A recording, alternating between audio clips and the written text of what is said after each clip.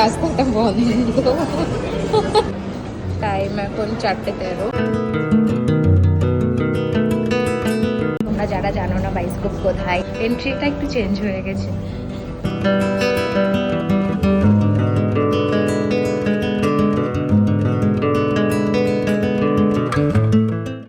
এতক্ষণে নিশ্চয়ই বুঝে গেছো কোথায় যাচ্ছি, কেন যাচ্ছি। এই গেট রেডির ভিডিওটা 2 দিনের মধ্যেই পোস্ট করব। সো আজকে হচ্ছে সানডে, দুপুরের খাওয়া দাওয়া করে আমরা বেরিয়ে পড়েছি অ্যাক্সিস মলের উদ্দেশ্যে। ভীষণ তাড়াহুড়োতে আছি কারণ আমরা অলমোস্ট লেট। সো আমরা আজকে যাচ্ছি এক দিওয়ানি কি দিওয়ানিয়ত মুভিটা দেখতে। তোমরা ফুল ভিডিওটা দেখতে থাকো, তোমাদেরকে রিভিউটা জানাবো যে আমাদের কেমন লাগলো মুভিটা দেখে। এছাড়াও আর একটা জিনিস তোমাদের জানার আছে যেটা তোমরা ভিডিওর মাধ্যমে বুঝতে পারবে। অ্যাকচুয়ালি আমরা আজকে এসে বাইস্কোপটা খুঁজেই পাচ্ছিলাম না। নর্মালি এন্ট্রি জায়গাটা বন্ধ হয়ে আছে। আমরা মুভি দেখতে এসেছিলাম বাইস্কোপে, তো এখানেই ছিল আগে বাইস্কোপটা, তো এসে দেখছি রাস্তাটা বন্ধ। একে জিজ্ঞেস করো।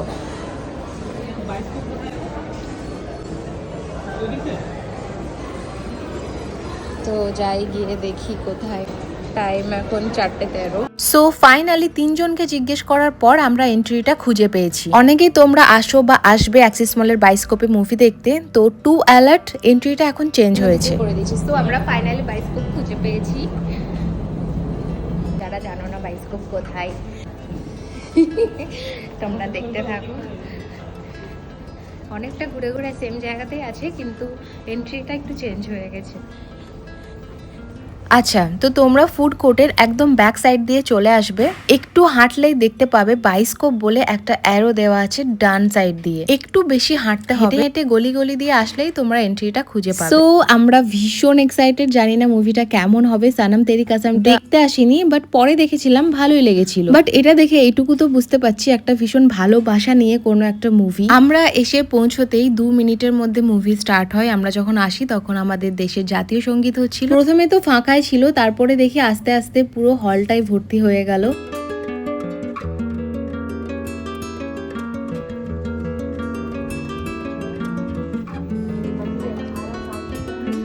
আচ্ছা, তো ফাইনালি মুভি স্টার্ট হয়ে গেছে। আমি মুভিটা স্পয়েল করতে চাই না, বাট কিছু কথা না বললেই নয়। যারা ফানি বা অ্যাকশন এই টাইপ মুভি দেখতে পছন্দ করো তারা প্লিজ যেও না। তোমরাও মুভিটা দেখলে বোরিং ছাড়া কিছুই হবে না। লিটারালি আমি নিজেও বোরিং হয়ে গেছিলাম একটা টাইম। মানে এতটা ভালোবাসা মানুষের কোথা থেকে আসে? অ্যাকচুয়ালি মুভি বলেই হয়তো সম্ভব। অ্যাকচুয়ালি পুরো মুভিটা জুড়ে হিরোইনটা ওয়েট করে আছে হিরোটা কখন মারা যাবে। লাইক সিরিয়াসলি, জানি না তোমরা আমার সাথে একমত হবে কিনা, বাট আমার এই হিরো বা হিরোইন শেষে মরে যায় এরকম এন্ডিং একদম ভালো লাগে না। পুরো মুভিটাতে নায়কটা পাগলের মতো নায়িকাটাকে ভালোবেসে গেল, তখন পাত্তাই দিল না। যেই নায়কটা মরে গেল তখন এইভাবে কাজ। একটা সুন্দর সম্পর্ক দিয়েও তো এন্ডিং হওয়া যায়। সানাম তেরি কাসামটাও সেম একই হয়েছিল, নায়িকা মরে গেছে, এটাতে নায়ক মরে গেল। Okay okay, by the way movie complete, আমরা এখন বেরোবো। আচ্ছা তোমরা বলো কে কে মুভিটা দেখেছো বা কে কে দেখার প্ল্যান করছো। আচ্ছা একটা ব্যাপার মুভিটার জন্য না বললেই নয়, যে জিনিসটা আমার ভীষণ ভালো লেগেছে, এটা একটা ফ্যামিলির সঙ্গে বসে মুভি দেখার মতো। পুরো মুভিটায় কোনো বাজে সিন নেই